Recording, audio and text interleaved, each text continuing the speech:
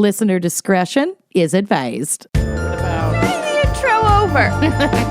You are listening to Wine and Crime, the podcast where three friends chug wine, chat true crime, and unleash their worst Minnesotan accents. Yup.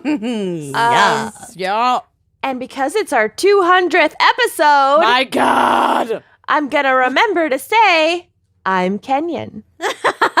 I am Lucy. Oh, I'm Amanda. I'm adjusting. I'm fine. I'm fine. She's fine. I'm losing the will to live. It's our 200th episode. Holy shit. Regular Yeah. main episode. Yeah. Thursday release episode. I'm too scared to count how many actual episodes there have No. been. Including drunk dives and stuff. Oh, yeah. We're Gag probably at like 240, Boneruses. probably. More than that. Regular episodes. GAC, drunk dives, bonus episodes. I'd say we're close to 300. I think No. that's accurate. 275. Not quite, but okay. So Minimum. 480,000 episodes. 69,000. Isn't it funny how episodes. 200 can 269. feel like 2 million when you're working with people you love so much? yeah. Aw, shucks. If you work doing what you love, you'll never work a day in your life. It's a lie. And if you People who work for have that yourself with friends, you'll work constantly. every day of your life. A lady called me today because we're having painting done, and she was like, "Hey, is now a good time? Are you in the middle of something?" And I was just like, Always. I don't know how to answer that. It's never a good time, and I'm always in the middle of something. A lady- I work on the toilet, people. A lady had named... an hour-long phone call with our accountant today. I was in the bath. Yep. Yeah, a lady named my mom. Every time she calls in the middle of the day, she's like, "Hi, are you in the middle of something or can you chat?" And I was like, I'm always in the Yes, middle of something. and I can Yes, chat. and. Anyway, we're we're not thriving. complaining. We're just venting because it's our 200th episode therapy We're session. thriving. Truly. We have a very special gals pick for you this week. 'Cause we wanted to treat ourselves. And the topic, very fittingly, is moonshine crimes. Yeah. Keep mooning. Yeah. Keep shining. What kind Knowing of booze you can is true always crime? count on me. For sure. moonshine. Oh. That's what moonshine's for. The good What are you times. saying? The I don't good know. I times. don't recognize that song. Is that what the moon shines for? That's what friends are for. Okay. So, what's dear God? I Okay. need to drink to erase that from my memory. The good times, the bad times. Next. Amanda, what is our wine crime pairing for moonshine crimes? Well, it's not wine, it's moonshine. Ooh, moonshine and crime. We're drinking moonshine and crime, and we are featuring today something from our little friends at Sip Shine. Oh, yeah. These, if you're watching on Patreon, there are these very cute little cans of Little moonshine. They petite. come in all these fun little flavors. I am currently about to open the raspberry Shineade. So am I. I'm Slash, it's all already out open. of that one. It's I good. The have Arnold the Palmer one is really good too, though. I have the Arnold Palmer and I have the Shineberry sweet tea. I finished all the I wanna try shine berries. sweet tea. It's good. So 2 out of the 3 of us are drinking the raspberry Shineade. It's got raspberry, it's got black cherry, it's got muscadine. I don't know what that is, but I love it. Strawberry. The liquid inside this glorious container is a crystal clear pink complexion. I will pour some out in Do this it. glass Show it so off. you can see it. Oh my God. The nose is full of berries and sweetness. It's got a hint of lemon. Oh yeah, it's so cute. It's like a rosé. Yeah. Ooh, God cutie. bless. Oh, I bet this would be really good topped with champagne, actually. Yeah. Yes. Do it. Oh, get it, girl. Why do you have that fancy fucking bottle of Because champagne? it's our 200th episode. How dare you? Treat yourself. I love it. I want to know what this Sip Shine mimosa tastes like if you try it. So the mouthfeel, it is slightly syrupy. That's kind of an earmark of these like sweeter moonshines, but it's very pleasant. It's lush, it's soft, it's full, and the berry blast continues on the palate. It's crisp with hints of sweet lemonade mixed in on the backside, and the shine goes great by itself on a hot day over some ice. Or you can add a splash of orange juice for your like own sex on the beach. Oh, that would be really good with this raspberry. Really, one. really good. I'm going to do mine over ice, which has partially melted, so I have to drink the water out of there. And then I'm going to top it with a little bit of pomegranate sparkling water. Yeah. Yummer. Make a little cocktail. I've added sparkling water to it as well, and it's real good. So this stuff does pack a punch, so proceed with caution. 20% ABV. Yeah. 40 proof. All packed in a 200 milliliter can. God bless it. And their website is so awesome. You can buy online at sipmoonshine.com. And on their website, they also have a store locator function, so you can see if it's available at a liquor store near you. But if it's not, it's all right. They ship it to you. You buy it in little packs of 4, and it's so fun. We love it. Sip Shine. Big fans. 2019. I think they're based out of Michigan. God bless them. I like the tiny little cans. They're so it cute. says something about born on the shores of the Great Lakes. Yeah, there you go. Oh, so on brand. So it's Midwestern. just, I mean, so good. Just so adorable. cute. All right, shall we crack this can? Yeah. I already cracked mine, but crack yours, mama. All right, here we go. Ooh, nice crack. Oh, she's strong. Yeah. Yeah. Lad, did you crack goes yours? I will now. Cracking. Oh. Cracking my sparkling. Double crack. Baby crack. Should I pop this champagne Yes. so we can all laugh about me trying to pop champagne? Good Do it like Lord, you did last protect time. your Toward one a eye. window or your eye. To the window. To the your eye. Till I lose all my sight. To the sweat drop down your brow. Till the blood drops down your face. I forgot to bring a spoon down here to mix this. So Sorry. stick my finger in there. Okay. Oh, Lordy. I'm removing the COVID-19. netting. I'm removing the netting. I'm cage? holding the cage. I'm Netting. holding this with a towel. You got this. Oh! Oh! Okay, y'all, Ray. this is That scared Ray. really I'm so sorry. tasty with this sparkling. Nice pop. I'm here for 200th this. episode, you get 2 cracks, you get a big pop. Oh, Nice. Nice. we're going crazy today. It's really packing a punch. Pap and a punch. I said packing. I know. I like papping. I said papping. Oh, If you look, papped a punch, you should probably find a new general practitioner. look at how Yeah, because I pretty. punched the last one. Ooh, I Oh, like. that's nice. All right, Give it a well, taste. cheers. Hey, cheers. I'm drinking out of my plan ahead, salt your dead glass. Mm. Just saying. Oh, I love that. Yeah, that's tasty. Big fan. Okay. This might be my new fave. Fave. The raspberry shineade. That is delish. All right. Okay, all right. Well, Lucy, what is our background and maybe psych for Moonshine Crimes? Well, I'm going to level with you here. As you may recall, for our 100th episode, which I never anticipated we would get to, I performed a song. Yes. And so, Yes. for our 200th episode, Yes. I shall perform another song. Yes. Oh my god.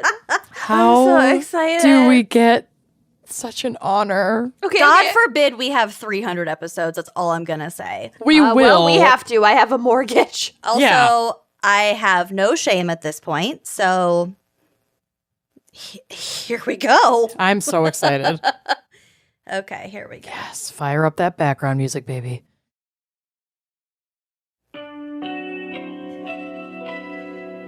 There are worse things we could do then 100 episodes or 2. Even though the Facebook comments think we're trashy and no good, I suppose that could be true. But there are worse things we could do. Like what? We could flirt with Mike Boudet. Smile for men like that's okay.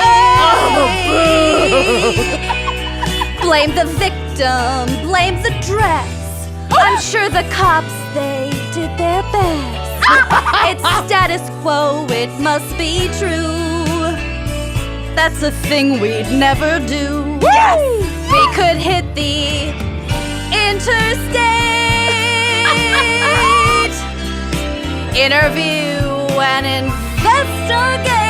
Oh my God, no, you're not Solve a cold case just for fun. To say we're number 1. The Apple charts, they might agree. They don't. They definitely do that, but thank you. We could fight Em and Christine. Never. No, we love that. Over true crime royalty. But we like them, so we won't. Or will we add another host? It's exhausting, what can you do? We're not adding another host. Absolutely not. To quit now in front of you. That's the worst thing we could do. Oh my God! I've never been so attracted to you. My screaming Never? scared my dog, Never who is so. trying to get out of this room, and that was exquisite.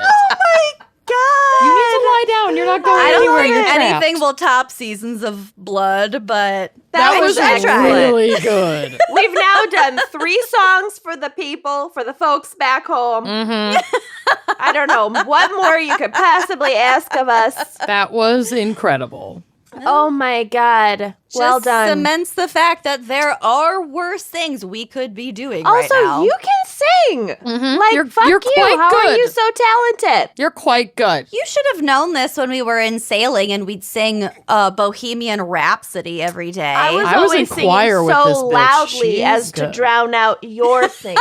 That's true. And when we sing in the car, I have to turn it up to drown out Kenyan singing. My So I can't ever hear anything. Amanda just turning up the volume. Every time. Well, Amanda's Oh, we're karaoke singing along? pretty much takes the Okay. cake. so- Karaoke. Oh my God. I'll try to do There Are Worse Things I Could Do karaoke in person when we can karaoke again. Yes. I Yeah. fucking love this. Like this. So when I was trying to choose a song to, script, Bless us with. Right. I have like a list of karaoke appropriate songs. Your and that was at the go-tos. top. Yeah, that's a It good was. one. It was. I was deciding between that and New York State of Mind, but I can't compete with Barbara. No. No, No. no. I thought Don't you were going to tell do me Wet not to Ass live. Pussy. Just sit and putter. I would do Wet Ass Pussy, but I also am not completely sure of the existing lyrics. So, Right. That's a tough one to parody if you don't know the actual song. however, we had our Poe family Christmas Zoom party last night, and I completely forgot to make the joke. There's some Poes in this house. There's some Poes in this house. That would have been good. Well, you made it now. Yeah. It's worth it. It's Yeah. good. Well, thank you for that. You're welcome. That Okay. was awesome. I'm having the best time already. This is Good. lovely. Now you can see why I took 2 shots before we started. Worth it. So if I get kind of drunk in the middle of this episode, sort of randomly, it's because I didn't time it out appropriately. We're prepared. That's our job. We're working. Okay, now for my segment, because that was not my segment. Moonshine is basically bootleg liquor, usually whiskey or rum. It can be vodka also, but this is just by standard definitions of those specific spirits and what they're made with. The term initially referred to Oh, God, excuse me. There we go. Burps have Here already they are. begun. The term initially referred to high proof, and by high proof, I mean high proof, like up to 150 proof. Distilled spirits produced illicitly without government authorization or oversight, which is illegal in the United States and also in most countries around the world. Mm-hmm. The term comes from Britain, where it was used as a verb. So moonshining is any job or activity that was done late at night, like suspicious. Mm-hmm. Okay, so you could be like a poacher and like a moonshiner. Or yes, exactly. That would be like your moonshining job. It's like moonlighting. I mean, kind of. Yeah. Globally, moonshine is made with indigenous ingredients reflecting the customs, tastes, and raw fermentation materials available in each region. Cool. In the United States, moonshine is also called Mountain Dew, Chop, Hooch, Home-Brew, Rot Gut, Pop Skull, Panther's Breath, Firewater, Bathtub Gin, Shiney, White Lightning, White Liquor, White Whiskey, and Mash Liquor. Mountain Dew, huh? I almost covered this in my segment, but there wasn't enough like information to make it a whole case. But in 2016, there were like a couple teenagers who died by drinking their own concoction they made called Dew Shine. That was like Mountain Dew Moonshine. And they died from like methanol poisoning or whatever. Oh, we'll get to the various poisonings. Yup. Trust me. It's not good. Oh, no. Yeah, that's why you want the regulated real stuff like Sip Shine. Yeah, yeah, you can still get real fucked up, but it's legal. But it is legal. And it's taxed, which is the important part. So just going back to the whole around the world thing, moonshine exists pretty much everywhere. In Afghanistan, they make zarbali out of fermented raisins. In Brazil, inmates in particular make what's called Maria Luca or Crazy Mary from cereal. But I think that's just like cereal as in like different grains. Like whatever they have. And it can help with getting the sugar. I've read through so many different moonshine things trying to figure out what I want to focus on. And like how they make Maria Loca in fucking Brazil in prison is bonks. Like the smuggling process is bonks. Because they need pounds of sugar. Pounds of it to make it. In like a toilet. Don't they make different kinds of like moonshine basically in like all prisons? Pretty much. Yeah. Well, yeah, moonshine is just illegal liquor. Yeah. So whatever they're making in prisons to drink and get intoxicated by is technically moonshine. In Canada, they make what's called screech, which is more like a rum because it has more sugar in it. That Saved by the Bell guy starring in that one porn. Oh, Saved by the Smell. Saved by the Smell. That was the name of the porn. Yeah, it was so fucking gross. It's so fucking gross. In Costa Rica, it's called chirite. Chirite? This is my favorite. In Hungary, it's called hazipalinka. Well, definitely what I'm naming my first child. Hazipalinka. Hazipalinka. Nicaragua has kukusa, made of corn and sugar. Norway has a really high taxation of alcohol, so what they call himcock is quite common and is also frequently mixed with coffee. Ooh, yummy. Now we're speaking my language. So they have like a tradition, or like a long time ago, they'd say if you pour like the most strong coffee brew, like super strong coffee, you have a mug and you put one of their like whatever their currency was at the time, like a silver coin. Yeah. Well, this was like a long time ago. Old kroner. Neo kroner. That doesn't work, but whatever. Some sort of silver coin in the bottom of the mug.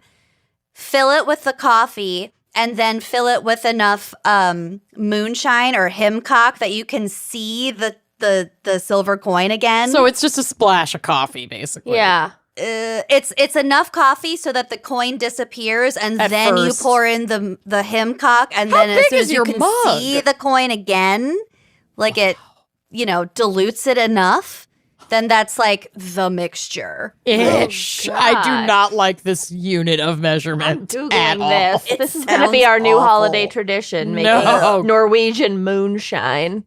Himcock. Himcock. It's one of the world's 50 best bars. That's Himcock? cool. Yeah, named Is it after a bar the- in Norway? Weird. Near Makes the sense. Culture House. Ooh, I love culture. In Panama, chicha fuerte is often mixed with car battery acid or other toxic chemicals to make it more potent. And I'm not trying to say that Panamanians use like gross stuff to enhance their liquor. But This like is just everyone does. everybody does. So this is just one detail that I was like, ugh, Oh, yeah. gross. Yeah. And in Russia, the most Russian thing I could ever think of, what they call samogon is more popular than vodka in Russia. Is What? something more popular than vodka in Russia, and it's not corpse stall? It's basically moonshine vodka. And this can be Wow. made with sugar added to beets, bread, or potatoes. There's no wrong way to make a potato. I am just going to put a bucket of sugar and water in my pantry and then throw whatever rotting vegetables and Compost grains it. I have. It would Make work. yourself some See what moonshine. happens. It would work. You It can would make probably moonshine out ferment. of anything. Mm-hmm. Okay, taking it back to the U.S. Home distillation is illegal, but it continues to be practiced mainly in Appalachia. Appalachia. A typical moonshine still can produce around 1,000 gallons per week and net about $6,000 per week. So it's Wow. really lucrative, We're in the is wrong lucrative. business. right? A moonshiner makes the hooch and a bootlegger moves it and sells it. So if you're, this is what these That's the- terms are. Or sometimes both. I'm sure there's a lot of overlap, combos. definitely. All of my cases overlap. Oh, shit. Mm-hmm. A rum runner, by the way, is a bootlegger who smuggles their goods by boat. So not exclusively rum. But just any no. alcohol on a evading authorities by boat. Yes. I think it was called rum runner originally. I'm guessing because it was a lot between like the US and like Cuba, for example. Mhm. Or A lot of those rum. The Caribbean. Caribbean, lots of sugarcane production, lots of rum, therefore. Bootleggers are called such because they used to conceal the moonshine in their tall riding boots. So these boots went up to like the mid-thigh. That makes sense. How did you bootleg? We also talked in the NASCAR episode, which was our live show in Charleston last summer. NASCAR! NASCAR! I'm still scarred. I'm still NASCAR Kenyon's by triggered. that episode. People yelled NASCAR. Every time Every Kenyon time. said NASCAR, It the was a whole drinking audience game. yelled NASCAR, and it was incredible, and Kenyon hated it so much. I So loved Lucy it. and I And then kept it egging kept people on. I loved it. It was good. Okay, so we talked in that episode at that live show about how NASCAR came to be because of bootleggers tweaking their cars to outrun the cops during Prohibition. Darn tootin'. So really, NASCAR is only around because of moonshine. And You're is welcome. the American sport, American pastime. Yeah, Sorry, fuck you, baseball. baseball. American. Not American. American, just American. American. It's the Merkin pastime. Merkin pastime. So apparently, according to the one of the articles that I referenced for this episode, a How Stuff Works article, the very first winner of a NASCAR race had used the same vehicle to make a bootleg run a week earlier. Got tested out. Yeah. Dry run. Yeah. Well, dry. Wet run. It was a wet She was run. race ready. So obviously making moonshine oneself is illegal in the United States, but also for pretty good reason. Aside from the fact that the government isn't profiting off of the taxation of it, it is dangerous to make and also dangerous to consume. And this is mostly because of the materials used to make it rather than the ingredients themselves. However, some distillers in the past have experimented with all sorts of literal shit, including manure, embalming fluid, bleach, rubbing alcohol, or paint thinner. Or I mean, it's just- gasoline. all sorts of shit. Yeah. It is just as dangerous, if not more dangerous, than like buying street drugs. Mm-hmm. I mean, You know it's what the I same mean? concept. Like it's all cut. Yeah, exactly. It's like Yeah. cut with God knows what kind of chemicals. No regulation, no oversight, no nothing. You are It's a taking a risk. risk. Yeah. Yep. Mm-hmm. But God, it's worth it. Oh my God. Allegedly. It's not worth Allegedly. it. It's super not worth it. So first of all, this shit is flammable. It's Yeah. high proof alcohol. So without good ventilation, the vaporized alcohol can like hang out in the air and cause issues. Some moonshiners use or used to use lye to speed up the fermentation process. Oof. Not great. Nope. Considering that's Only how- used for lutefisk and disposing of bodies. Yeah. Exactly. Those are You're the in the only danger two zone. logical uses for that. Making soap, If that. Which lutefisk. sometimes overlaps with both lutefisk and dead And body the bodies, disposal. Yeah. Yeah. Should we make lutefisk soap? Oh, bleh. I would rather make dead Body soap. Yeah, it would smell better. However, the answer to your question is yes, we should. We should try. Yes. New merch item. Available 2021. Lutefisk soap. Oh, that's really disgusting. I hate everything about that. So some stills use car radiators in the process, which I would imagine can explode because you're not using these radiators for what they're supposed to be used for, which Yeah, is they're all in like a car. jacked up. Yeah. Yeah.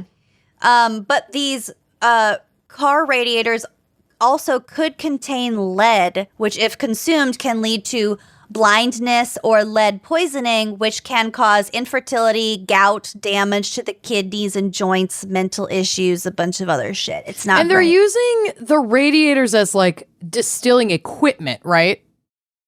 Or like engines Equipment, to yeah. heat. Yeah. That's what I thought. We'll get to it. But yes, Okay. engines to heat the mash. Okay, But we'll yep. get to it.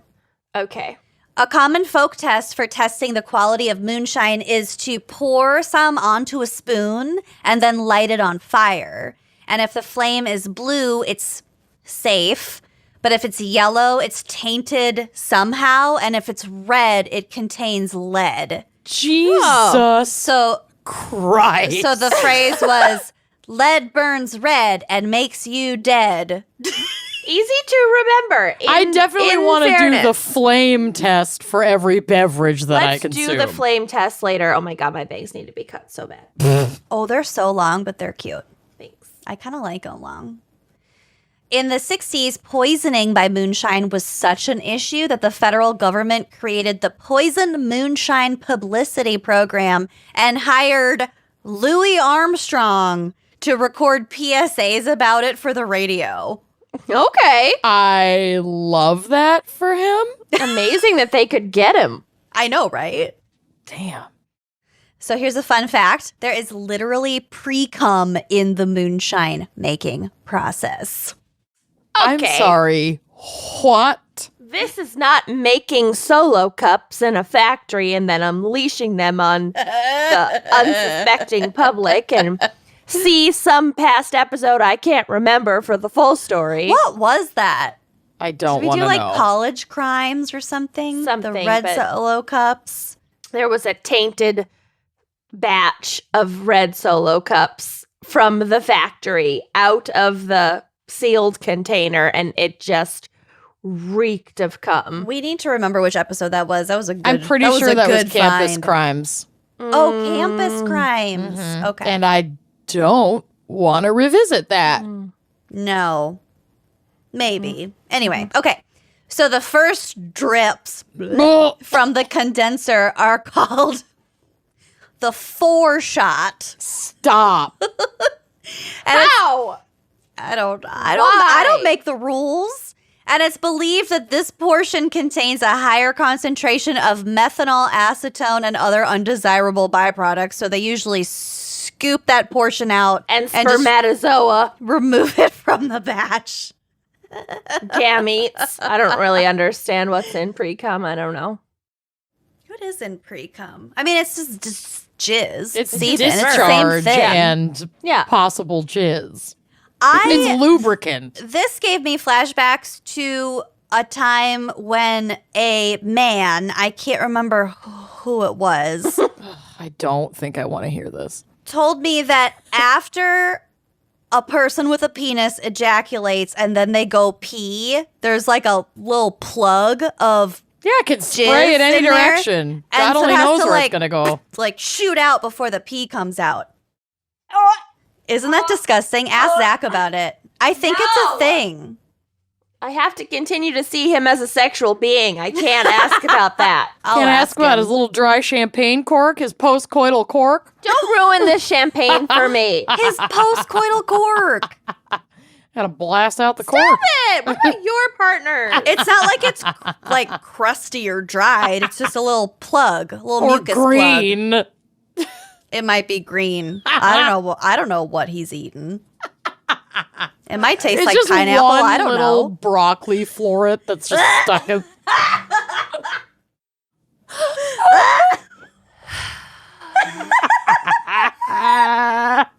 It's just one little booger.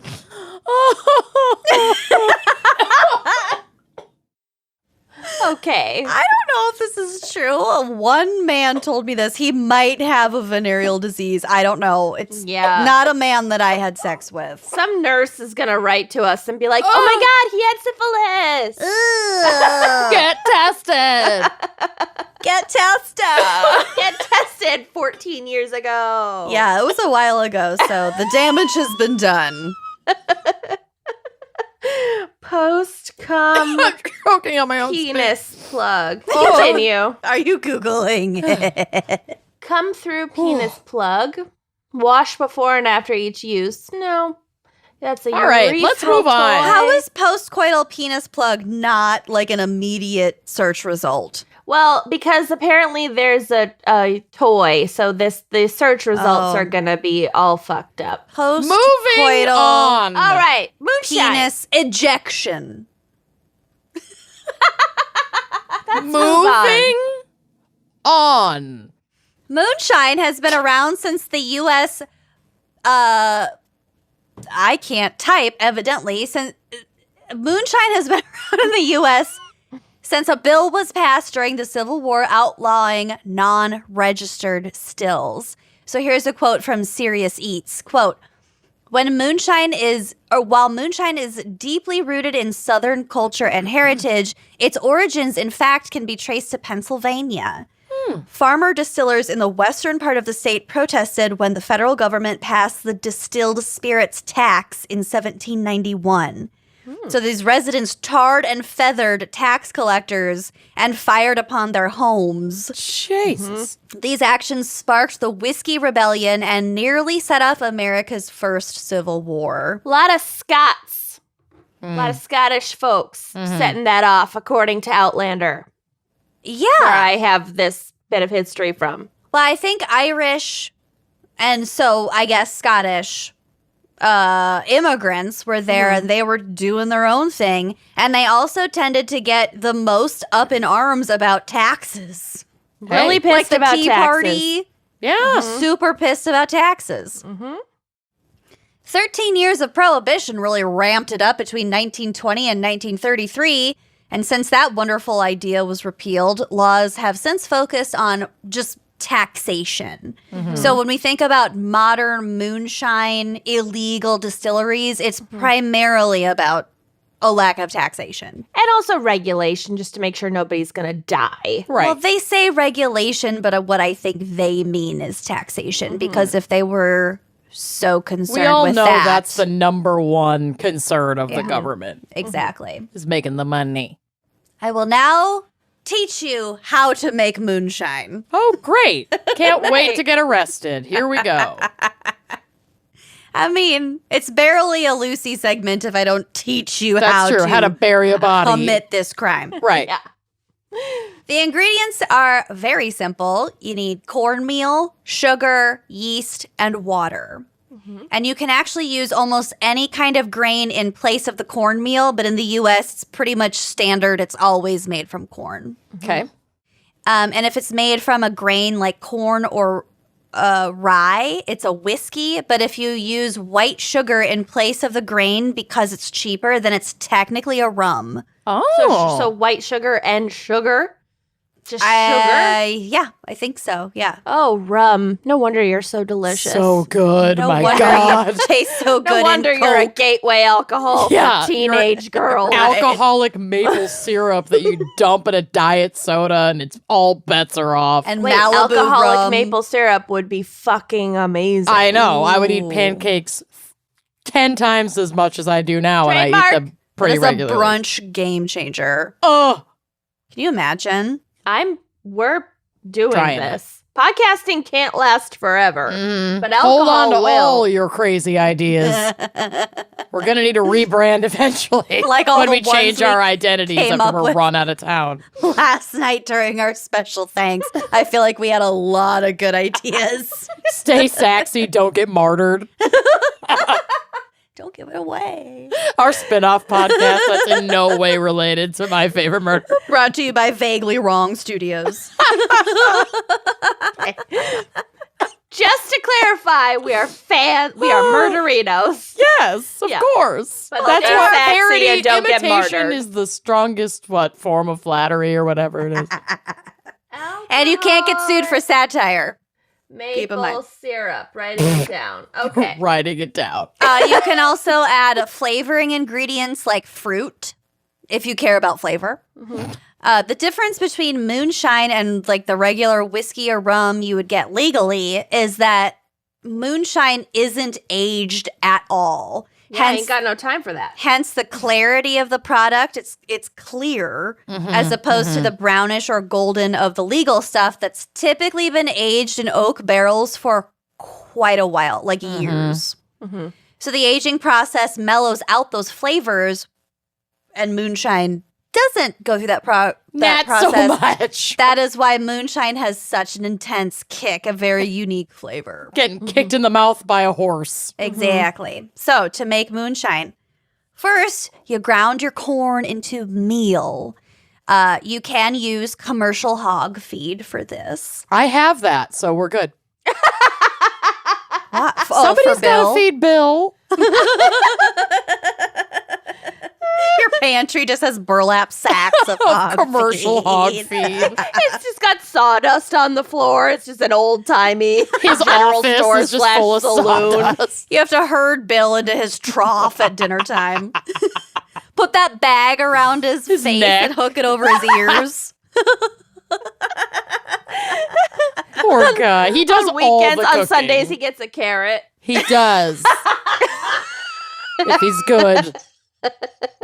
Or If a parsnip on He's holidays. good. Oh Oh my God. my God. Okay. So then you soak the cornmeal in hot water in the still. And also there are photos on the drive, which will be on the blog. To give you an idea. Why did I say that? I don't know. On the blog. There are photos on the drive, which will be on the blog.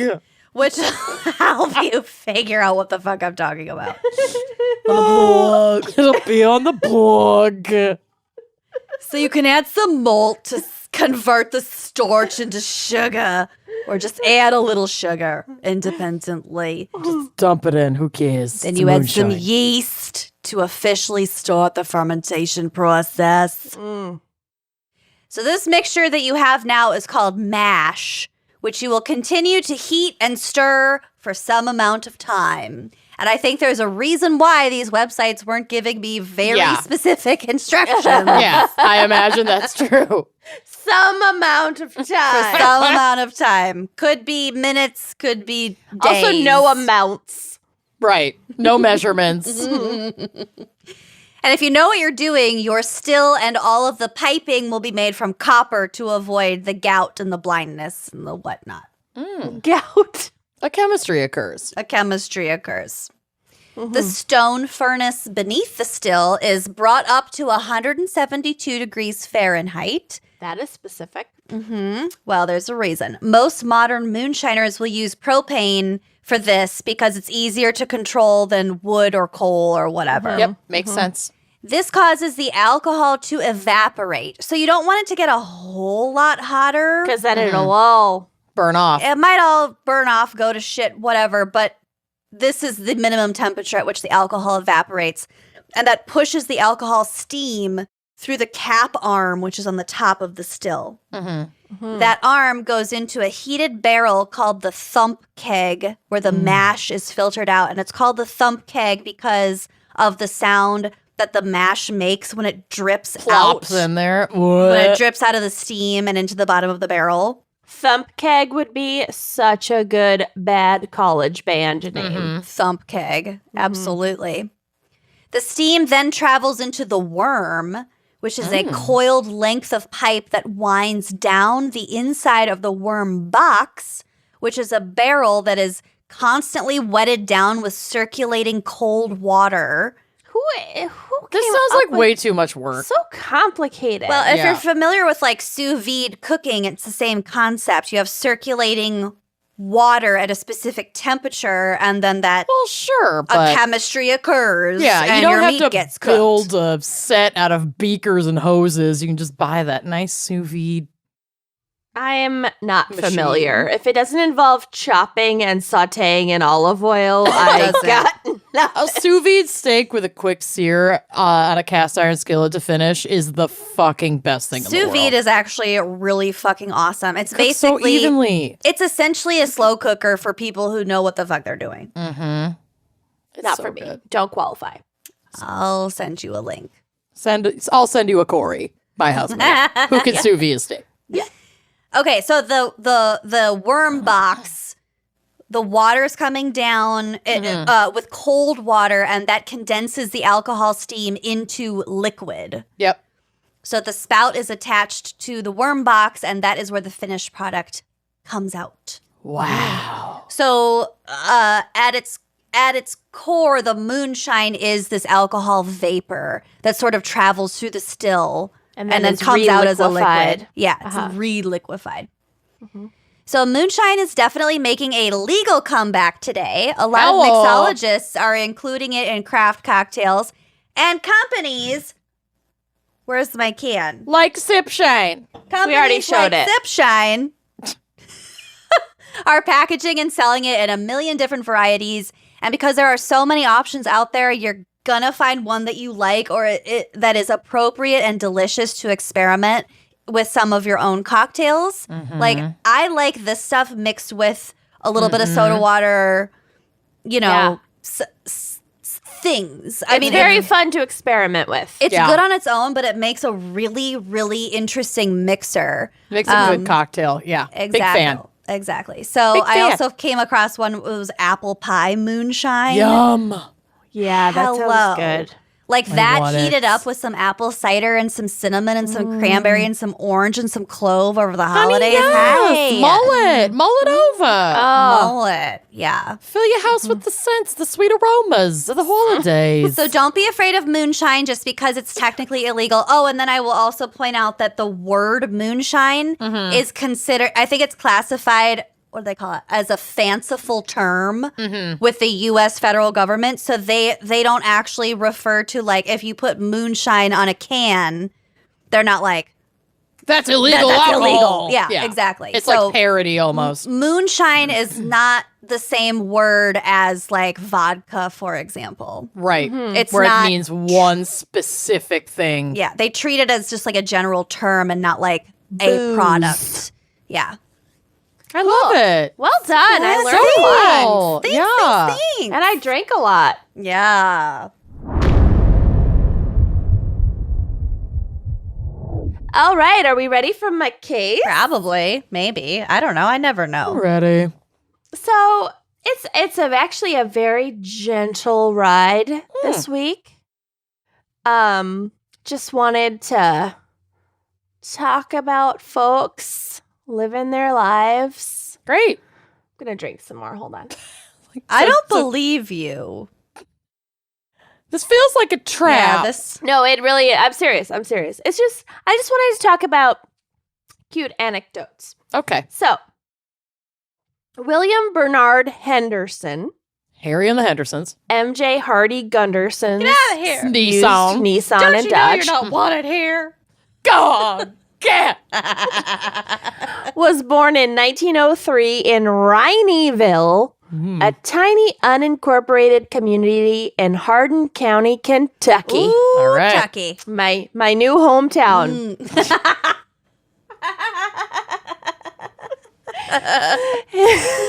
His parents were 63-year-old George Henderson and 21-year-old Sienna Calvert Henderson. So his father was 63 and his mother 21 at the time of his birth? Correct. Was he his own grandpa? Oh, it's funny. I Well, know, but it's it funny really you is ask. so- No. Wait. Wait. Why do I have such a talent for my jokes to be I'm my own real? grandpa. George and Sienna had married after George's childhood sweetheart, Sally, with whom he'd been married for 35 years, passed away. So his first marriage was longer than his second wife had been alive. Oh, By a lot. Presumably, George's childhood sweetheart was his own age. Yeah, ish. closer. Yeah. Closer. Uh-huh. So, first wife married to for 35 years. She passes away. He marries a child. Yep. In one more weird detail, George and Sally, who'd had no children, so George and his first wife had no kids. And they'd come very close to adopting Sienna when she was a baby after her mother passed away. This is literally the plot line of Real Housewives of Salt Lake City. Oh, I haven't seen it yet. You are sleeping on this. You have I've been I tried to find it, and Hulu was like, that will be $60 a month, and I laughed. gotta in just their buy face. all the seasons no, on just Prime. get Sling. It's all on Sling. Share your login. Tweet it. Tweet it at Yeah, us. tell us. Yeah, I already use your HBO. What's your slang? I'll text you later. I'm not about to say it on the air. I'll get caught That for sure. is, that's some Woody Allen shit. Yeah. So instead, Sienna ended up being raised by her own grandparents until she turned 18 and then married the man who was almost her father. Get it. Okay. So George passed away 3 years after his son William was born, and just a few years later, Sienna sent William away at the age of 6 to attend boarding school in Indiana. Sounds like George had some money. Mm-hmm. William remained in Indiana throughout high school and college before returning home to Kentucky to attend law school. Throughout college and law school, William was known as an avid sports fan and a talented athlete. And the Most best damn skippers. tapper. Best damn tapper, most smartest. He excelled at pretty much any sport he tried, but his true passion was Hockey. America's second pastime, baseball. After NASCAR. He played semi-professional baseball throughout college and law school, and this is where he was given the nickname Big Six. I don't like Get it. that. And this is because he had a similar pitch to Christy Big Six Mathewson. It doesn't say why Christy Mathewson got the nickname Big Six, whatever, who played for the New York Giants. Okay. I'm just going to take this guy's nickname for no reason. Wait, so he played baseball, but aren't the Giants a football team? Pretty sure the Giants are a football team. Well, Little Giants were football for sure. New York Yep. Giants baseball? Question mark.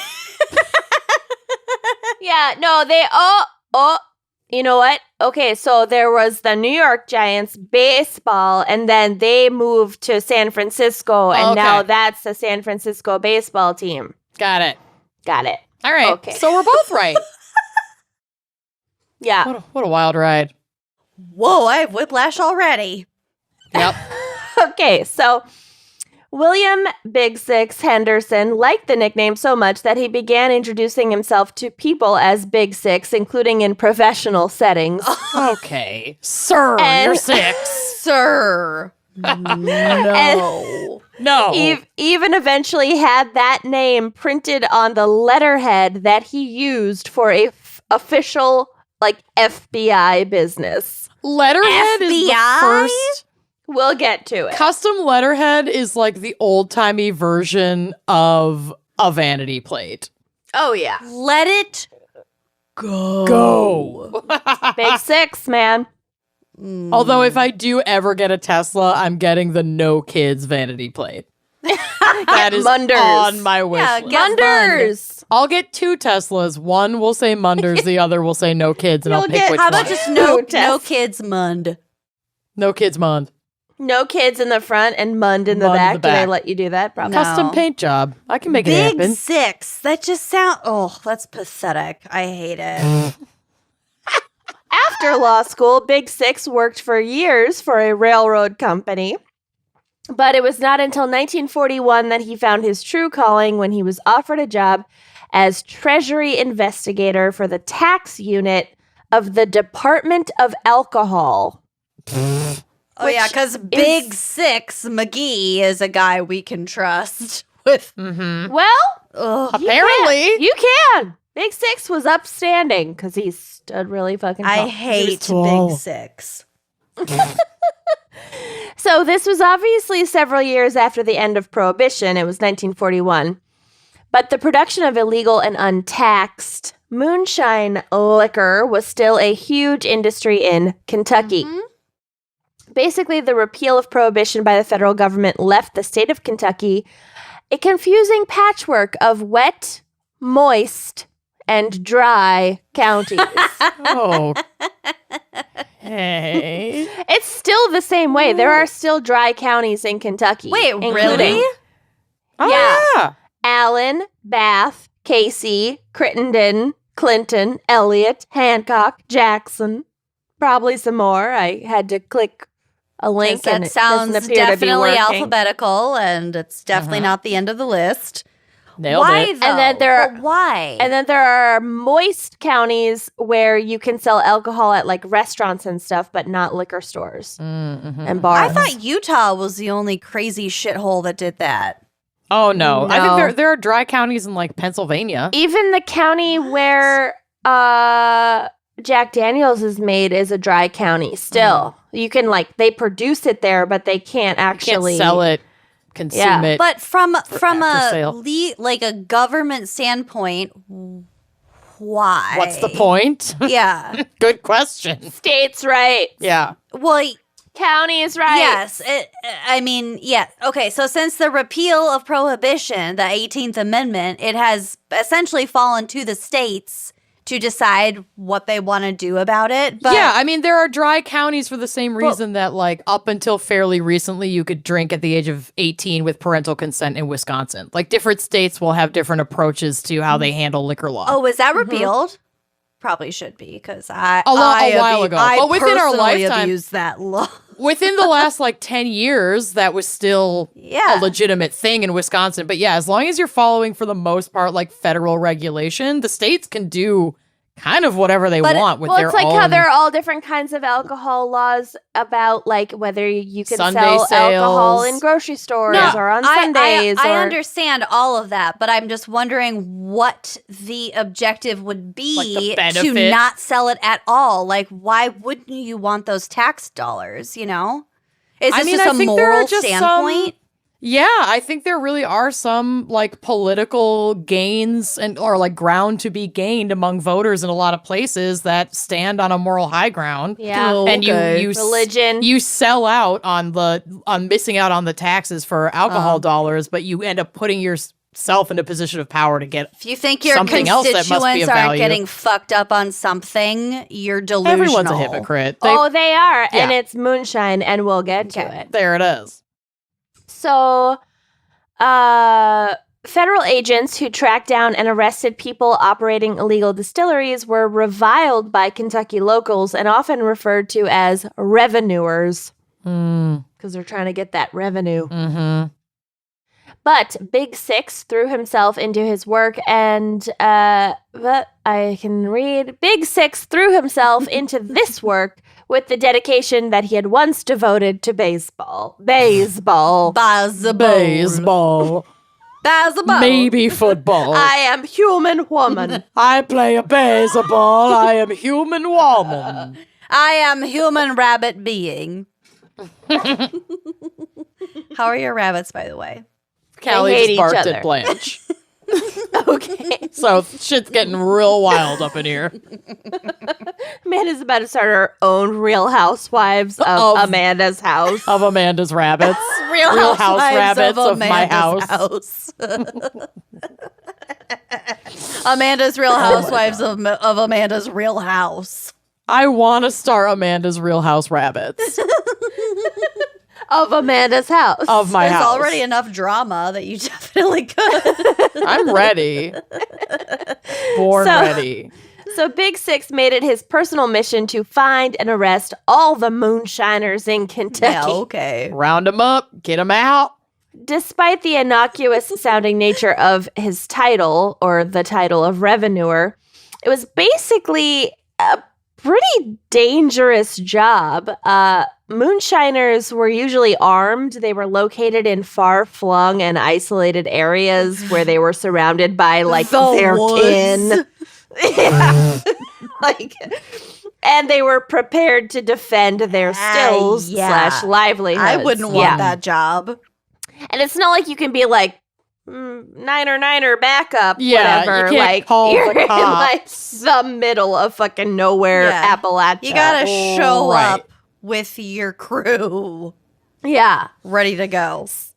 So it helped that Henderson's athletic abilities and imposing physical presence made him well suited to the job. So he stood 6'4" tall. Hello. Big And- boy. Big Six. Weighed about 250 pounds and could run for miles without tiring. Yeah, He was okay. just What? jacked and fit, and in like another time would have been in the NFL. Fucking freak. Freak. Ish. Who is that in shape? Sir. How dare you be that healthy? Literally. Sir. How Your dare abs. you? Sir, your abs. Sir, your calves. So Big Six cut a striking figure. His hair had also turned pure white at an early age. And so He's according seen some shit. Well, okay, so that happens. My uncle's hair turned white like within a week because I think he like lifted something heavy and he tweaked something like in his neck or his back or My something, and God. his hair was snow white. What? That's insane. It's like wild. some X-Men I shit. know. Everyone thought it was super weird, but apparently there's like a fairly regular medical explanation for it. Well, there you go. Old baseball injury, something. Something. I So don't trust it. hair was pure white as snow. And then somebody who knew him later said in an interview that he had, quote, eyes the color of wet turquoise. Wet turquoise? Wouldn't wet turquoise be the same color as dry Just turquoise? darker turquoise? Turquoise. Just a little Wet. darker? Look 'cause at it's these wet? turquoise waters. Ugh. Well, considering what turquoise is, it's the same fucking color, wet or dry, you perv. Moist turquoise. You perv. So Big Six also developed a reputation for stealth. He could creep through the woods, quote, as quiet as smoke. How? He's like 800 feet tall and 379 pounds. He's the We quietest just man went to walk over here. these stats. Quiet as smoke. I cannot And believe would any seem of to appear out of nowhere in order to break up a moonshining operation and arrest anyone present. So he was basically the stuff of legend. I kind of like him. Oh, He's growing oh. on me. I was going to say, you hate him, and now you love I him. kind of like him. That's how this goes, I like a man as quiet as smoke. right? I don't want to be bothered. I want a man to be seen and not heard. I fucked that I like up. a tall Quiet as man smoke. to be seen and not at all heard. 0 for 2. So, Yeah. although Henderson was dedicated to ridding Kentucky of moonshiners, he prided himself on treating the people he arrested fairly. Good. He said once, quote, "I never regarded them as doing anything evil, just illegal. I never abused them. Killed a few, but never abused them." Okay. Oh, okay.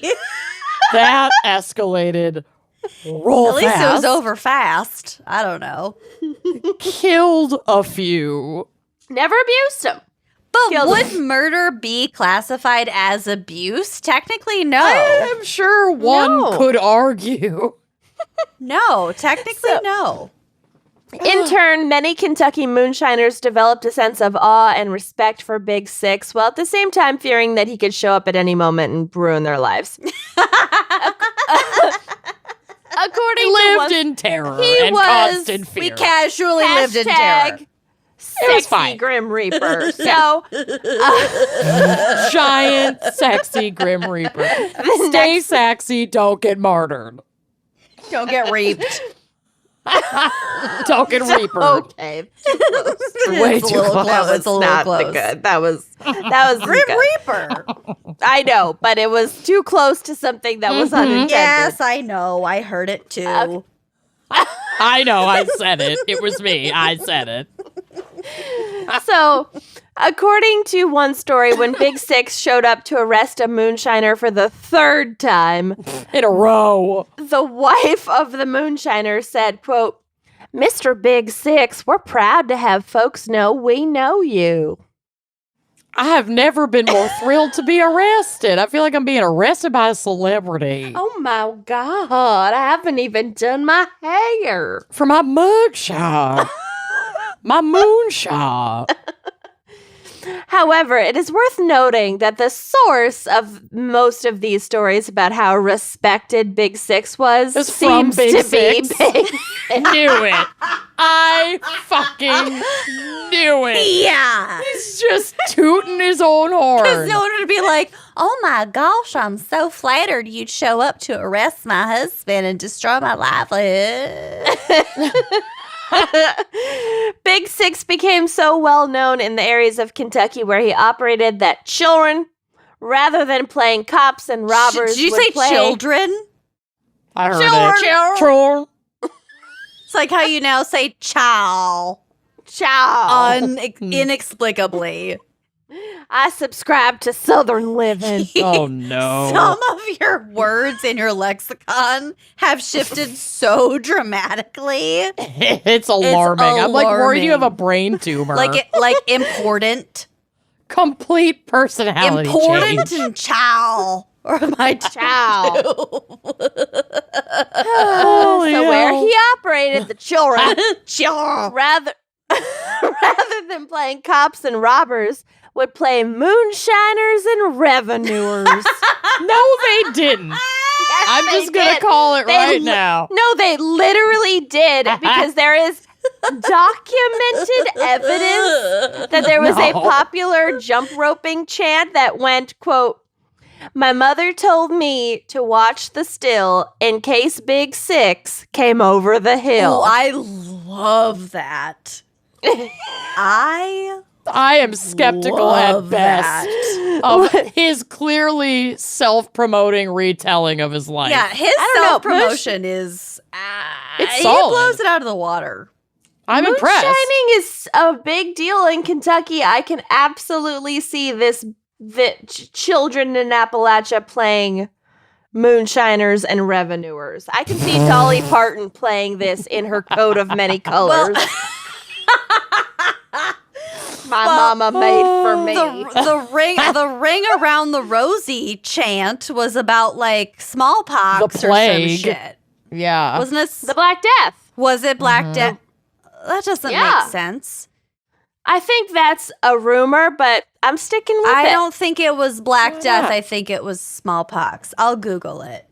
Because it doesn't make sense. Symptoms of the plague wise.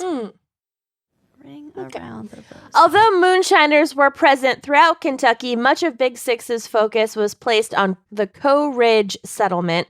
There are photos on the drive, which had a reputation for being one of the most dangerous areas of the state. The Coleridge settlement had been established in the years immediately after the Civil War, when a freed slave named Ezekiel and his wife Patsy purchased 300 acres of land from their former slave owner, Jesse Coe. Okay, here's what I found out.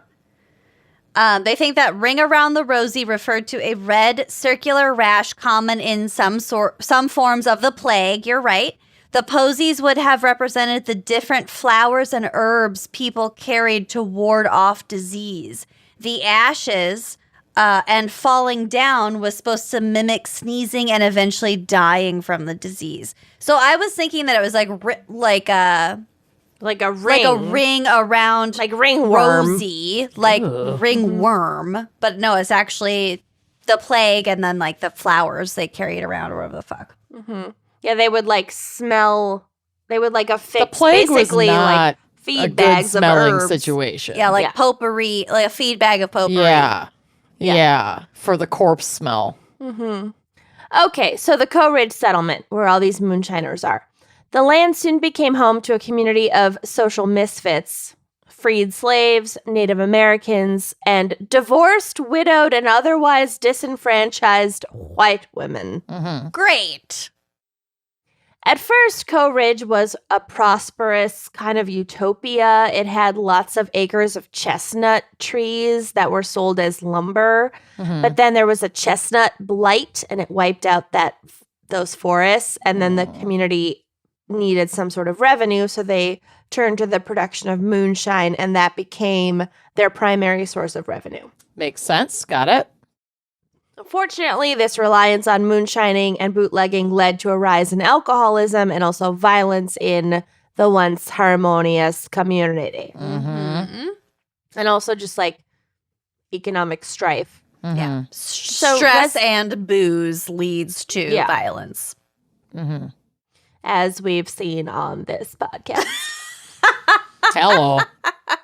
So residents also had to contend with regular violent raids from white people, like white men, in surrounding towns who were infuriated by the racial mixing Yeah. Oh, God. at Coleridge, and especially infuriated by the community's reputation as a safe haven for white women who were unsafe or unhappy in their own communities. So basically, like women fleeing like abusive marriages would go there and be accepted, and then their abusers would would show up and be like, nope, you're my It was property. a bitch get back here sort of situation. Yeah.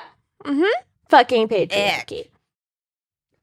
So by the time Big Six began his raids on Coleridge in the 1940s, the area had been on the decline for years, and moonshining was really the only way that they were able to make money still.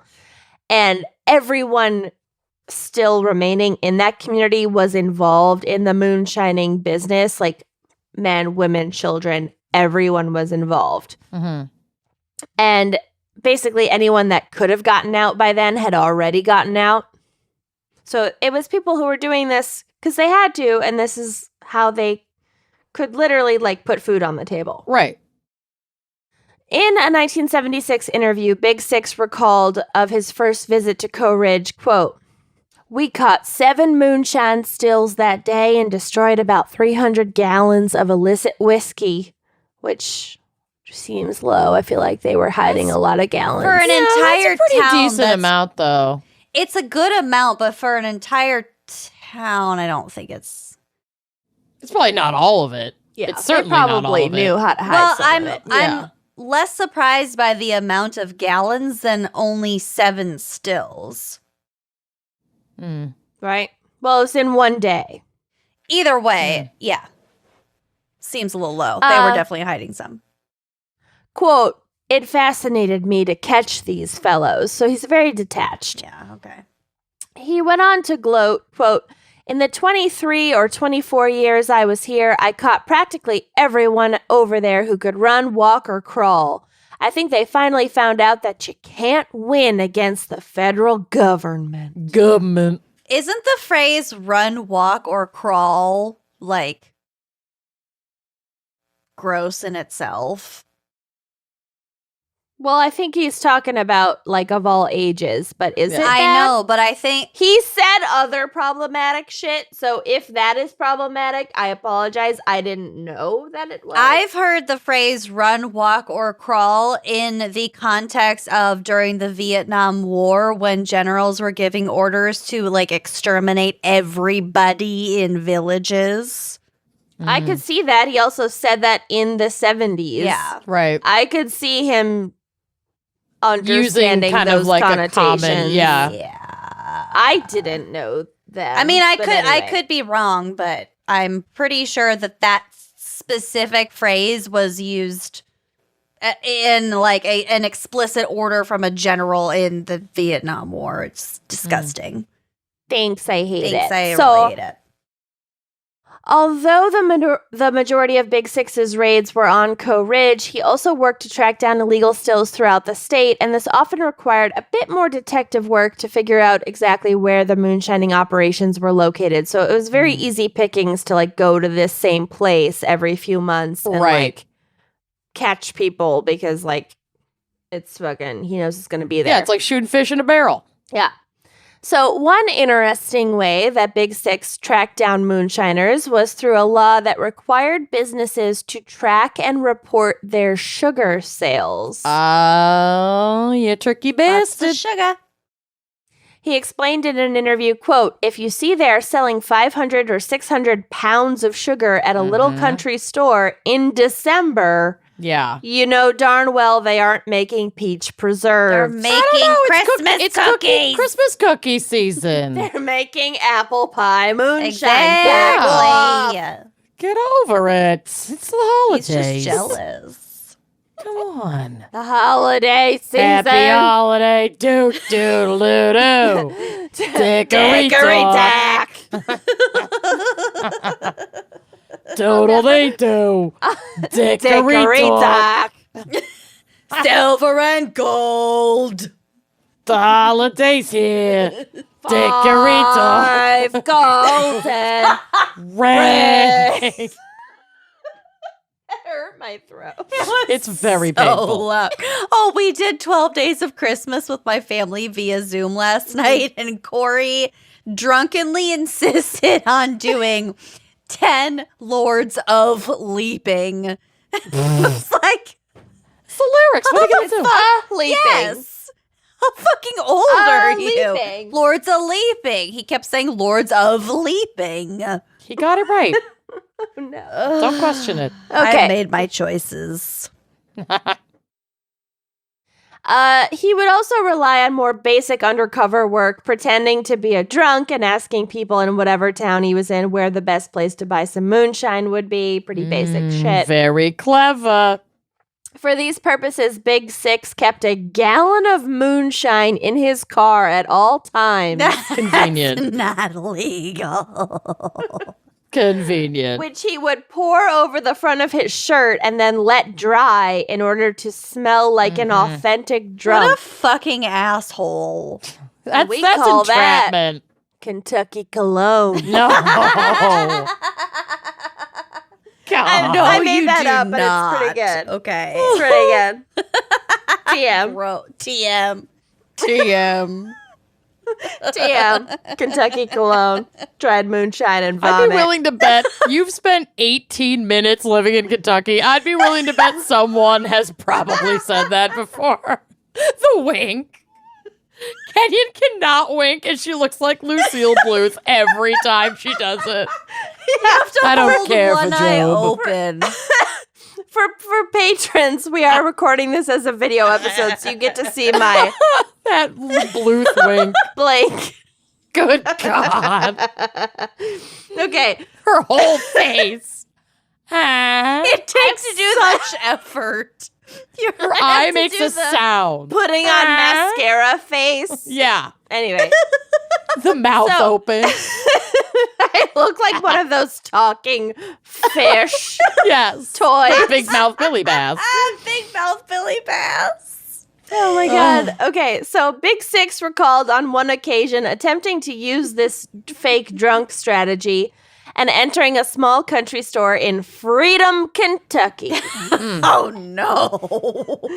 This is going to go well. And asking for a sandwich and something to drink. When the store's owner responded by handing him a cheese and bologna sandwich and a bottle of Coke, Big Six decided to be a little more blunt and said, "Hey, partner, I'm so dry. I don't know, I'm doing Minnesota. That's all we know.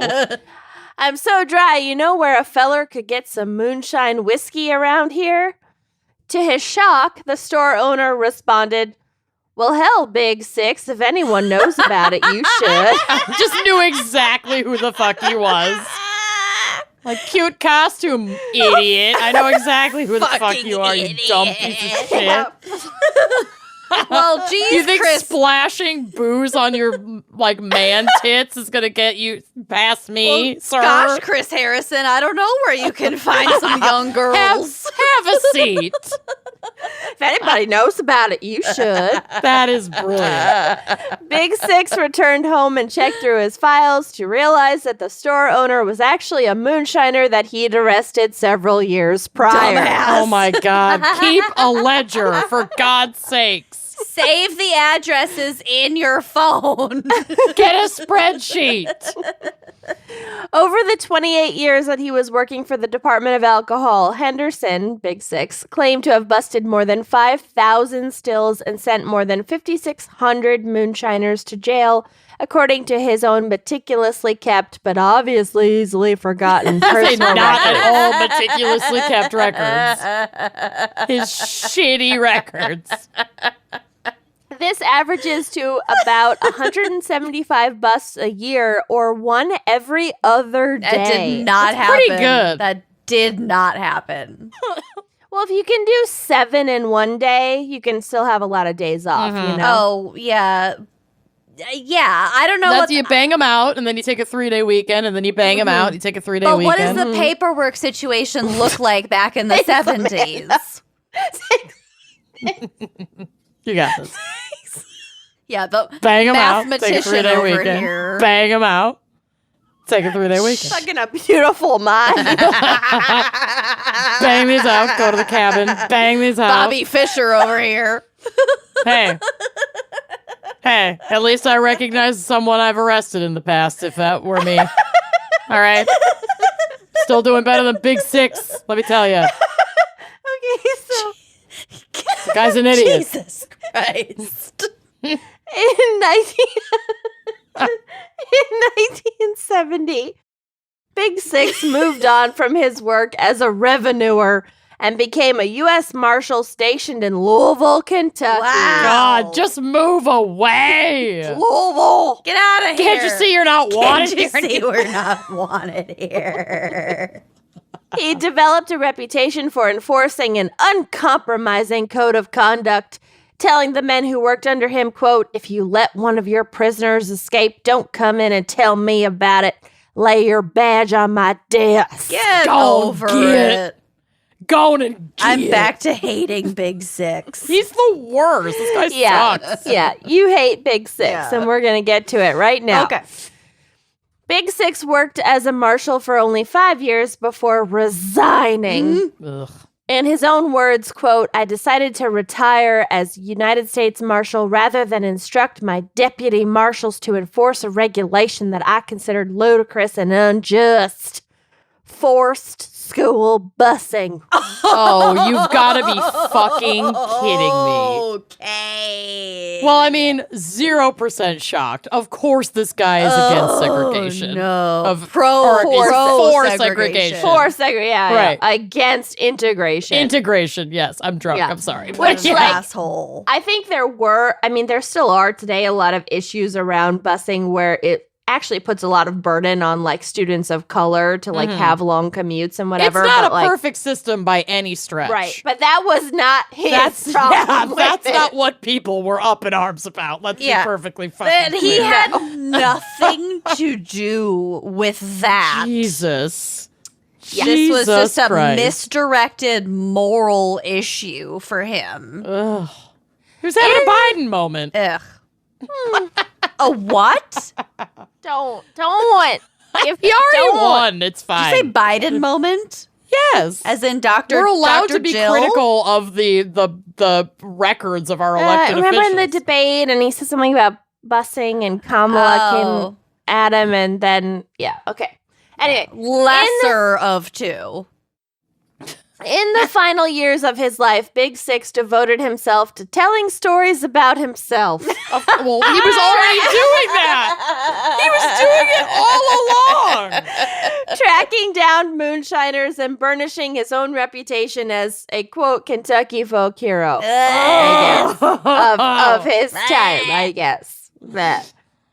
He was a regular presence at political fundraisers, you can guess of what ilk, and campaign events for politicians he supported, and he was always happy to agree to an interview to relive his glory days. Of course Get the he fuck was. over it. This man must have peaked at 16. Seriously. At Big Six. yeah, Big Six. Big Six. Team. Give me a fucking Reflecting- break. Reflecting back on his years in law enforcement, he said, quote, I've had a lot of close calls, several close calls. I put 5,000 moonshiners in the penitentiary, more than anyone else. Back in the old days when I first went in, they had an idea that they had a God-given right to make whiskey, but I could run like a deer. In 28 years, I never had anyone run off from me because I could run like a deer. Good God. I Stop didn't repeating it. Or smoke, and nobody outran me. Okay. We get it. You could run.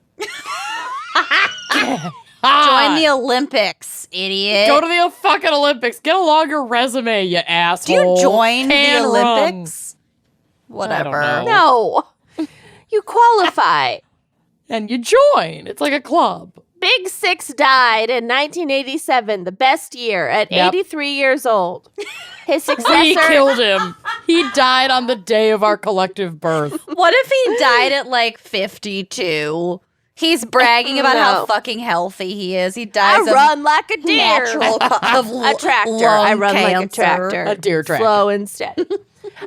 His successor as U.S. Marshal in the Western District of Kentucky commented upon his death, quote, what can you say about a guy like Six? He'd go out and search the woods for those stills. He's from the old line. He was quite a character. He sure There's was. gold in them stills. Them And that's stills. my case. I hate that guy. That was actually the mildest case you've ever done. I told you. And he only I killed didn't 5 harsh people. my own buzz. Nicely done. Never abused him. Never abused Never him. just killed a couple few. though. Never Good abused Lord. him. Well, I had kind of a hard time selecting a case for this week because there are so many nefarious moonshine stories to There's a cover. lot. And some like really, really tragic ones that are Yeah. like still very prevalent today in places where alcohol is still illegal, like massive deaths in India of people drinking tainted homemade alcohol and like impoverished communities without access to recovery resources that are drinking homemade alcohols because it's cheaper than buying it. Is it The death Sudan? tolls- I think Sudan. Yep, and Australia. Yeah. I mean, it's all over the world that this shit's happening. I heard death about toll's a lot high. of expats making their own like bathtub gin in Saudi Arabia. Yeah. Mm-hmm. Because in the like expat teaching community, there's a lot of temptation to go to Saudi Because the money's You good. can make a shit ton of money, but Mhm. it's like a horrible life. Sorry, but it is. Nobody in Saudi is listening to our fucking podcast. It's a Well, horrible if you're going from a very Western society to like a lot of It's restrictions, completely and different. you're- It's very, very, yeah, it's very just different. that would be shockingly different. But so I wanted to acknowledge that like these issues are still very much a thing, and that like moonshine is not a thing of the past. But I was also getting so sad reading some of these news articles that I had to switch gears for my mental health. So I'm going to talk about cool lady moonshiners instead. I like it. yeah. So I've definitely talked about Lady Bootleggers, that Gertrude rum runner lady in the, I think it was the organized crime episode. That beautiful lady. She was a total badass. Yeah, Gorgeous. she had like a huge rum running syndicate out of the Yes. Bahamas and was like a total badass. But there are a lot of lady bootleggers. There are so many. So I thought, fuck it, I want to talk about them. So in fact, by the time Prohibition was in full swing, lady bootleggers outnumbered the men 5-1 They're unassuming. in the trade. Well, yeah, this And is you got to because feed your kids. you got to More feed your kids. motivated. But this is mostly because women could operate pretty much undetected, as it was frowned upon for police to even pull over a car with a woman in it. Take me Love back. it. Oh my Take God, me love it. back. Let alone search a woman, which was actually illegal at the time. The police could not like frisk A lot of a touching. Good. woman. So there's really no way to accuse her of smuggling at that time. So the few who were tried would often be acquitted in court because the juries were like too scandalized to sentence a woman for such a crime, and they literally couldn't believe women capable of such The good old deception. days. Love it. I know. We can get away with it all. So one badass of the trade was a woman named Maggie Bailey, queen of the mountain I am bootleggers. so glad that you're covering her because I came up with a lot of search results that talked about her. I almost did a little blurb, but she deserves so Yup. much more. So She does. So Maggie hailed from Clovertown, Kentucky, and got into the moonshine game young. She started distilling the drink herself at age 17, and she was absolutely adored in her little town of Cloverton. Because she was so good to her community. She was a philanthropist at heart. She helped her neighbors when they went through hard times. Like, she'd give them money, food, clothing, really whatever they needed. And she even helped put several local kids through college. OMG. Oh my God, she's like Dolly She Parton. is. She didn't have any kids of her own. She like lived for a while with her sister and helped raise her to, like, I think she had a niece and a nephew. But she didn't have her own kids and she was making her own money. So she was just like taking care of her She's neighbors. like the you. Yeah, she's but way better. Amanda. Way better. She's goals. So she was also unassuming as hell, which I have not achieved. Not a No. man. No. I She was on the take that matronly back. side. Yeah, I gotta remove my wig. She was on the matronly side and she could always, like, she wore her little floral apron every single day. She, like, my literally God. wore a bonnet.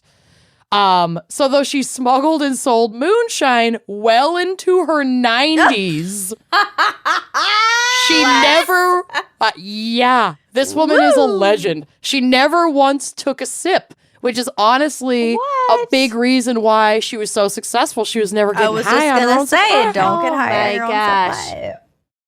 So she got into the business to help her family survive financially because her parents had fallen on really hard times. Obviously, this is like some Depression era shit.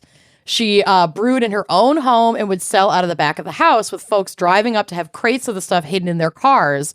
And Maggie operated on a set of moral guidelines that included never selling to children,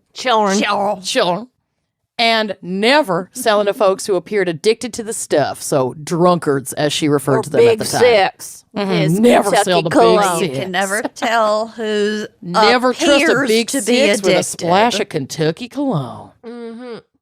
So she kept a low profile and studied the laws hard in order to operate around them. She knew every detail of the Fourth Amendment and how search and seizure worked. And for those of us like me who couldn't remember quite what the Fourth Amendment was, it states, quote, "The right of the people to be secure in their persons, houses, papers, and effects against unreasonable searches and seizures shall not be violated, and no warrant shall issue but upon probable cause, supported by oath or affirmation, and particularly describing the place to be searched and the persons or things to be seized." Oh, yeah. Show me that warrant. Get it? So being a Kenyon's drunk. woman and I'm running... wasted. Yep. And running this operation directly out of her home, she skirted scrutiny and was able to brush off activity Wait, at her she house as skirted part of her scrutiny? philanthropic. She was wearing a skirt. She skirted scrutiny. And she was able to brush off activity at her house as part of her philanthropic nature. She's skirted scrutiny. Skirtiny. Skirtiny be damned. It's the Moonshine episode. I don't know what you people expected.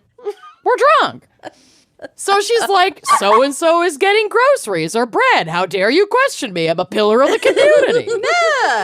She was convicted and fined for moonshining once in the 70-plus years that she ran this gig out of her house. She was good. You gotta be smart about it. And though the whole town knew what she was doing, they never ratted her out. No. After her death at 101 years of age in 2005. You are... Yeah, recent death. I'm exhausted even thinking I love about her that. So much. You're descended from this woman. She's my grandma. If my grandma had been this cool, holy shit. I mean, grandma was cool, How but old not was this Helen? Cool. 103, 102 when she died. Jesus so pretty Christ. good. So her longtime friend, lawyer, and confidant, Otis Rudy Doan, Giuliani. spoke to NPR about her life. Orly Laurel. He said, quote, I've represented her in several cases. She was prosecuted once. Maggie was convicted, which I didn't represent her. So he wanted to make it very clear that he wasn't her lawyer that time. It was in the 40s. She served about 18 months in federal prison for moonshine. And then after that, she was never convicted again. So she God did bless serve her. time in prison, but she learned She her... did. Well, she didn't learn her lesson, but she She learned... did not.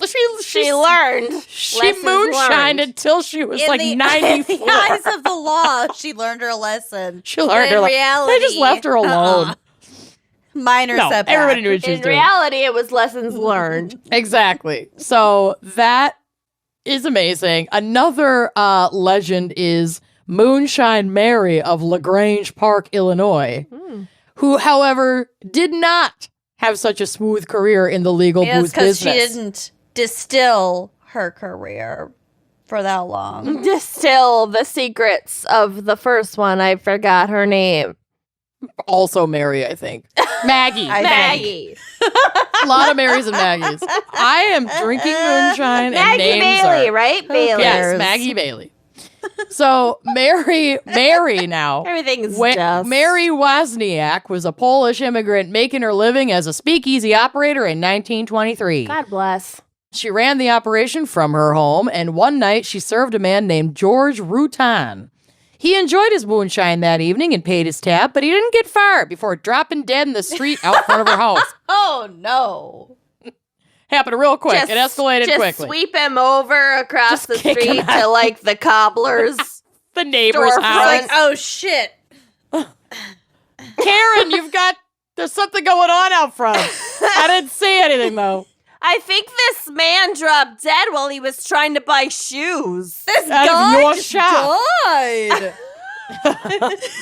It's a mystery. Ah. But alas, it was not a mystery. An autopsy concluded that the cause of death was methanol poisoning, which we know is a risk of drinking homemade alcohol.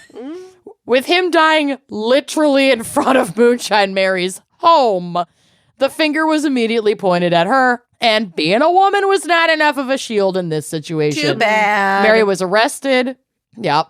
Mary was arrested, charged, and convicted of manslaughter, earning her the title of first woman to be sentenced under Illinois law for selling poison liquor. Manslaughter. She was sentenced 1 year to life. Big range. Yeah. Big range. Huge. Between Big 1 range. year to Huge. life. To life. Wow. And I have no clue how long she served because there's very little about her in the news. She was 34 years old and a mom at the time of her sentencing. And I actually have mixed feelings on this because obviously she made the booze, she served it to him, and he died. So like manslaughter does make sense as a charge. It was an accidental killing.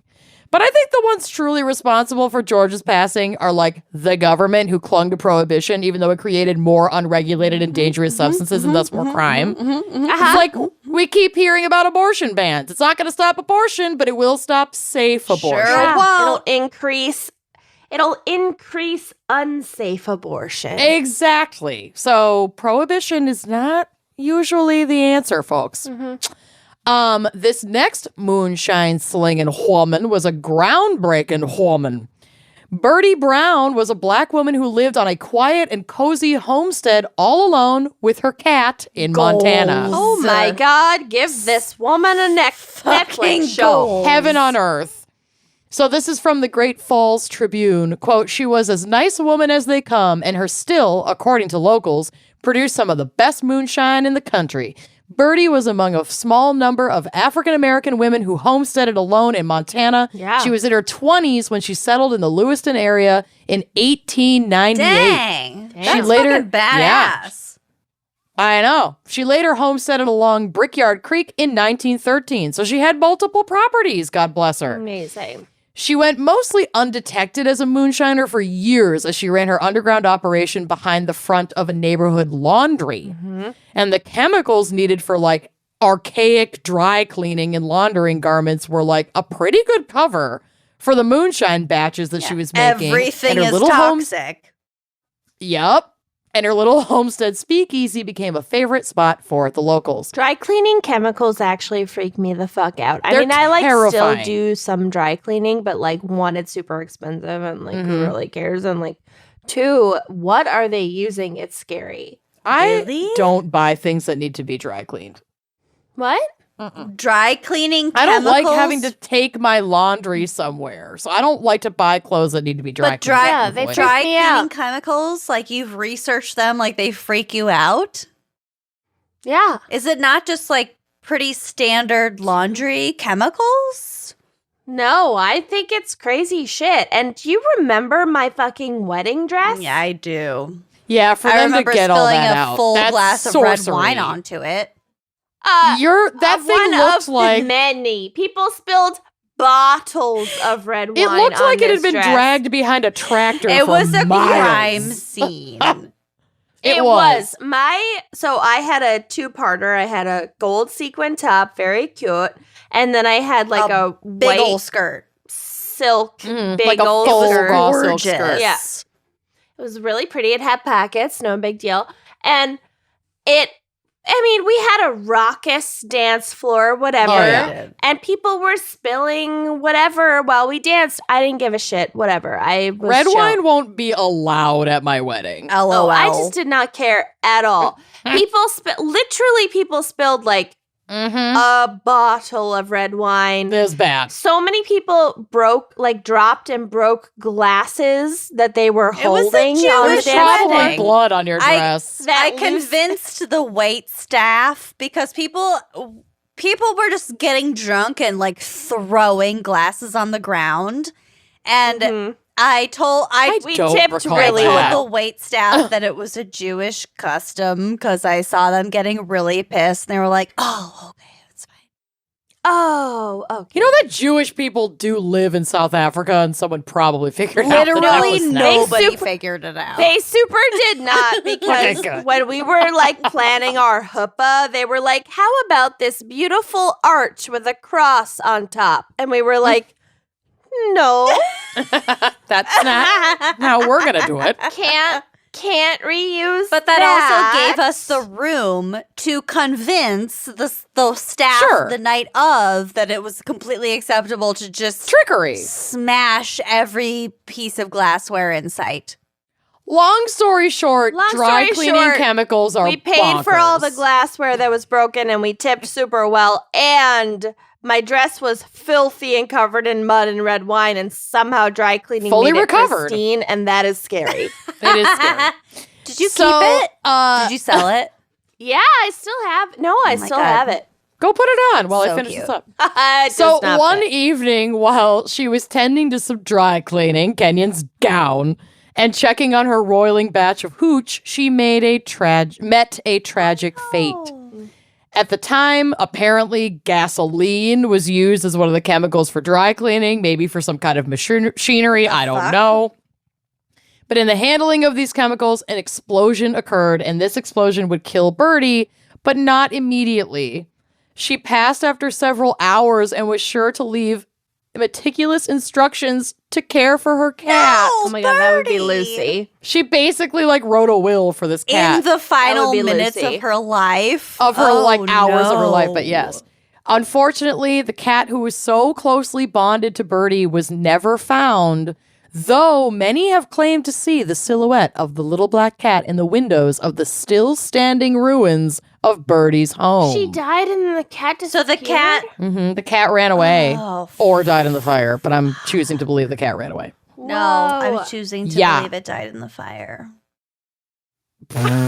I don't want that. I want the cat to have run off and And died of homeward old bound. age, It was comfortably, a homeward bound To- situation. not burned To to, me, death. a lost pet is worse than a dead pet.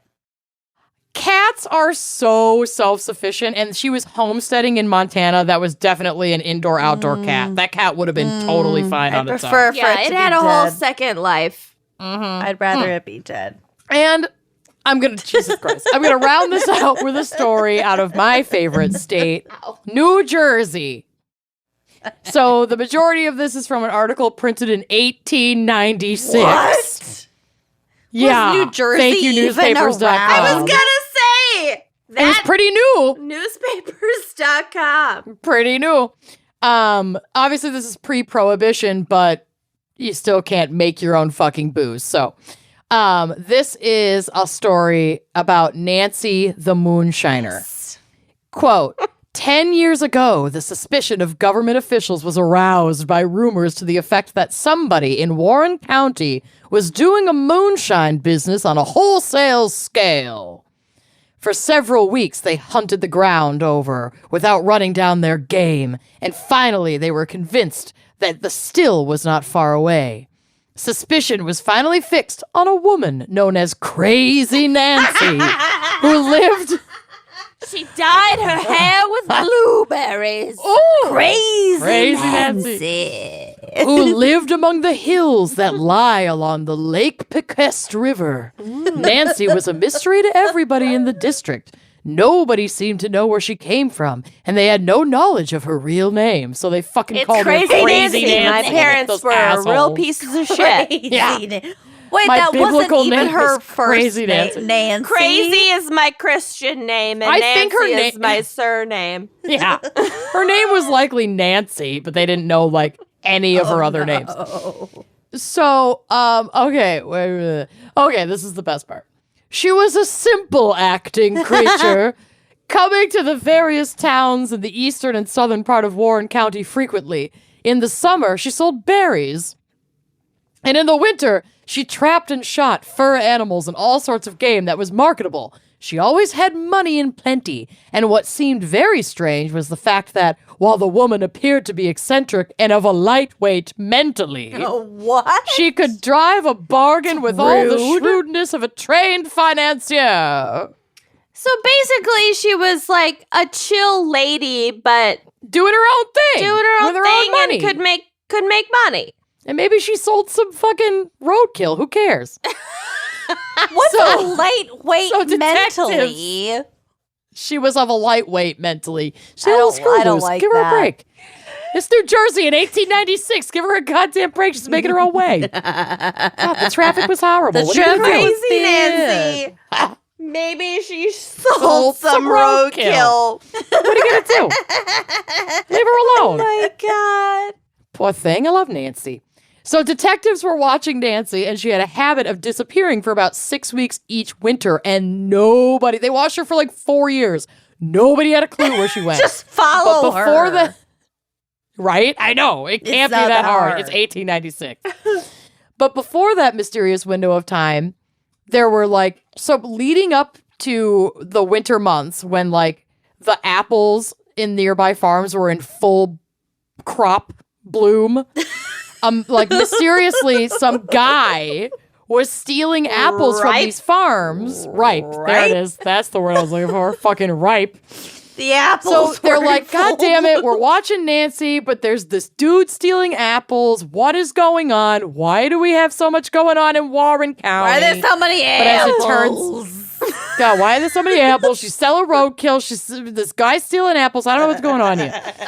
So they figure out that it was actually Nancy in drag, posing as a man, stealing the apples, and then taking them back to her house.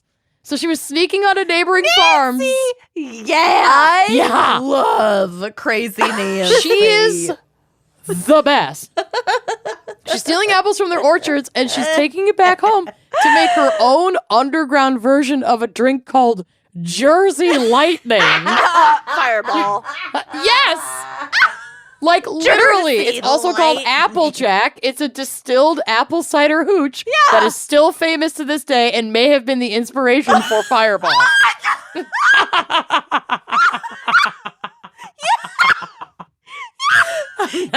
No joke. Win. Jersey Lightning, and like the only thing that could be is Fireball. Oh, it's Fireball.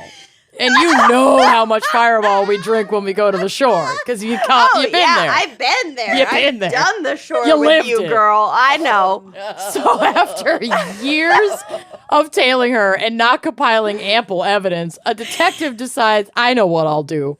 I'm going to sneak into your home and hide out here for hours watching you. Not okay. Not Well, legal that's what he did. at all. That's what he did. Well, it's 1896. I don't think that really Jesus. mattered. So he watched her until he eventually observed her entering a hidden door, going down a long hand-dug tunnel to a secret lab dug into a hillside next to her house. And this is where she concocted her illegal hooch. I love Crazy Nancy. I'm a big So- fan. Huge fan. Huge. So once again, from this Huge. incredible article, quote, hold up your hands. The woman swung around like a flash and instantly blew out the candle. She was holding a candle to get to her secret workshop. It's scented. Finch, the This detective. is sugared birch. It's from Joanna Gaines. This is sugar. I can't blow it out. It has a 24-hour burn time. I'm testing it. I You're can't blow supposed it to out. burn it for at least 4 hours the first time you light To it get the for aroma. an even melt. You fucking idiot. Sugar. Okay, well, that's birch, not how this bitch. conversation went. Not how this conversation went. So Finch is the detective. Detective Finch. She's the one hiding in her fucking house. Pulls his gun and pulls the trigger. But the bullet must have failed to reach the mark. For the next instant, the detective was felled by a blow in the face from a stool. And before he could pull himself together, the door was thrown open and Nancy was gone into the night. Oh, get it, girl. Next day, the premises were searched and stowed away in jugs and holes under the floor. And in the cavern in the hillside were found about 500 gallons of Applejack. You know what? Fireball, not the worst. No, and it's I great. want to taste Applejack. I want some Applejack. I do too. Okay, but to put this in perspective, this bitch had 500 gallons in her, basement, and fucking 6-foot Stanley or whatever his name was could barely confiscate 400 gallons out of all of Not three even, Kentucky like towns. 300, wasn't it? He had fucking nothing on Crazy Pathetic. Nancy, Yeah. motherfucker. It was a different generation, but yes, he had nothing on Nancy. 500 gallons. 100 gallons in 1896.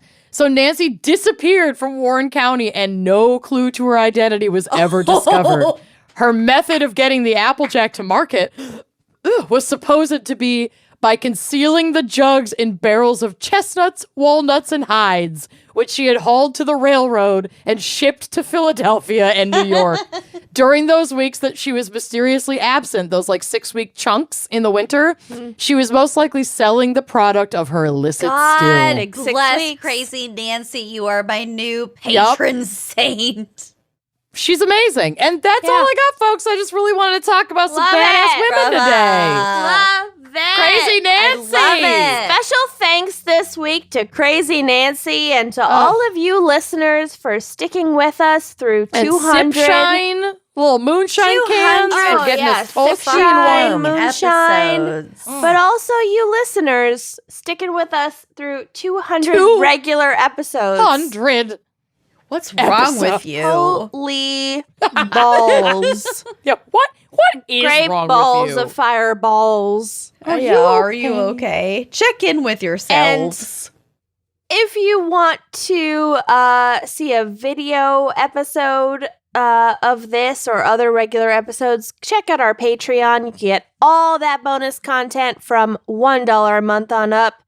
Get it all. And we love you so We much. love you. I'm going to go look for Crazy And Nancy. we will see you I in love you. 2021 because we are not releasing an episode next week, right? Yep. But we do have GAC coming I out. think we have we have a a gag GAC coming coming out, out. and that's Yeah. it. In terms of regular episodes, we'll see you in what is hopefully a brighter time. gonna take a Brighter little new break. year. We're going to take a little holiday break from Enjoy the the regular holiday. episodes, and we'll see you in See you January. then. We love you.